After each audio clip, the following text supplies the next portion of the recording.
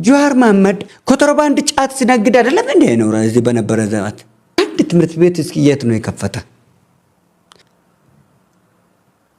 ከወያኔዎች ጋር ሆኖ ወርቅ ሲነግድ ሲያስተላልፍ አይደል ነበር? የሰው ዝውውር ላይ አይደለም እንዴ ሲሰራ የነበረ? ህገ ወጥ ሰው ዝውውር አይደለም እንዴ ሲሰራ የነበረ? ጀዋር መሐመድ ለአገር ምንም ስላልጠቀመ ሰው ሁሉ እንደርሱ ይመስለዋል። የሚያቀኝ ከከኛለች እከክ ማይቅ ራሱን በራሱ ይፈታትጋላለች። ጎጠኛ መንደርተኞች፣ ጽንፍ አሸባሪዎች፣ አጭረባሾች። ሲጀመር ኢትዮጵያዊ አይደለም እሱ የመናዊ ነው።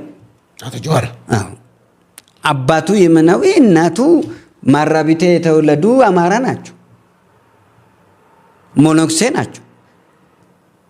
ለዚህ ማለት እንደ ዘፋኖ መሃል ላይ ተከቶ ከነ ልደቱ አያሌው ጋር ከአብይ ልቅ ልደቱ አያሌው ወንድሜ ነው ብሎ እንትን የሚለው የሚሽረደድለት